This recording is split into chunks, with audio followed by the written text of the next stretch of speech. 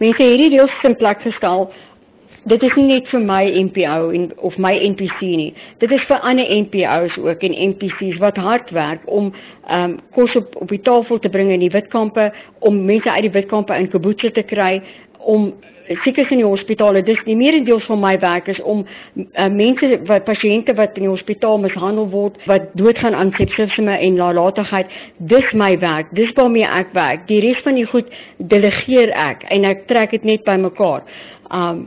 Ons het 'n baie wye kring wat ons uitreik op en dit is belangrik dat ons hierdie mense wat scam op bestaande NPC's en NPO's se name en dat ons hulle ontbloot sodat ons kan voortgaan met ons werk, want dis duisende rande wat hier verlore gaan.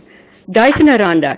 Ek het so gesukkel om vir 'n tannetjie in te samel wat in die hospitaal gelê het, wat ons moes skuif weens sepsisme van Witbank af. En sy was mishandel in die hospitaal, sodat ons kan geld in om haar in 'n privaat hospitaal te kry. Nodeloos om te sê sy is dood in die staatshospitaal. Deur mense soos hierdie wat schemes het en mense se geld vat en dan dink hulle dis Boef en sy werk vir Boef en sy verteenwoordig Boef en dan sleep sy my naam. En daardie mense doen nie moeite om by my uit te kom nie. My naam is oral op Facebook, my naam is oral op sosiale media, my telefoonnommer is by my naam, maar die mense sal verragtig nie na my toe kom en vir my sê, hoorie, is hierdie persoon by jou in die testrecord?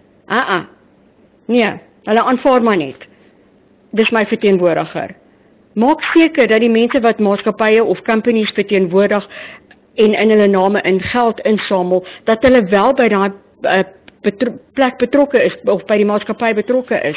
Moenie net so goed moet gee nie. Moenie julle geld in die water gooi nie.